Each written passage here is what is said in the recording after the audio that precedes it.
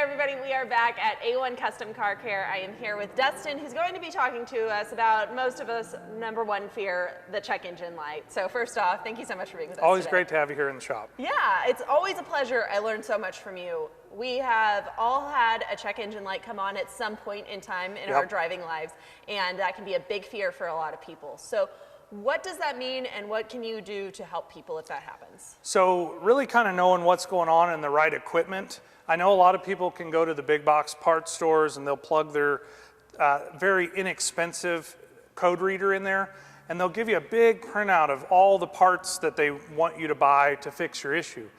Really what a professional shop needs is the right equipment and the right training, which we invest a ton in training to make sure when we come to you and say, hey, it's going to be this much money and it's this part that you need, we've done the testing, we've invested in the equipment, and we are correct versus just what I call the shotgun effect, which is, you know, just put a bunch of parts on there and hope for the best.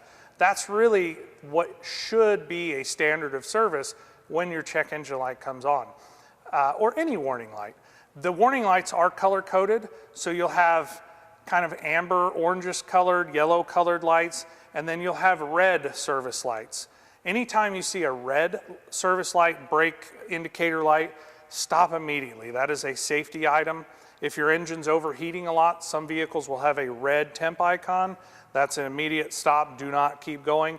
And then any of the orange ones, as long as they're not flashing, flashing also means, hey, you needed to get in for service and do the right testing needed to get to the bottom of it. Okay, so tell me a little bit about comparing your testing versus maybe somebody else's. So a lot of folks will plug in, it'll say oxygen sensor circuit code, and they'll put an oxygen sensor on it. And I get them here at the shop all the time where it's got brand new oxygen sensors, same code. And they didn't do the in-depth pinpoint testing that this equipment has the capability to do, as well as bidirectional control to activate the system.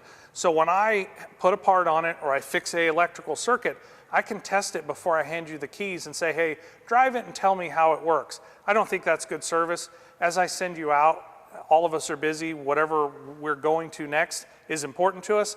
I want to make sure I've tested as thoroughly as possible before I send you out on the road. Yeah, it sounds like without the proper testing, you could end up paying for things that you don't necessarily need. Unfortunately, I see it every day at one of our locations where somebody's been at some other shop, or maybe they've tried to do it themselves, or they've tried to search the internet.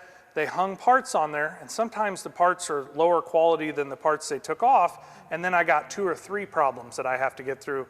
A lot of times the cost of the diagnostic or the testing is cheaper than the repair if you don't throw and waste a bunch of money in the wrong areas. Okay, perfect. So then if people have questions or want more information, how can they get a hold of you guys? You can get a hold of us at either of our 2 locations in Springfield, 1 in Republic. Throw us up on Google, and we'll be there and we'll get you taken care of. All right.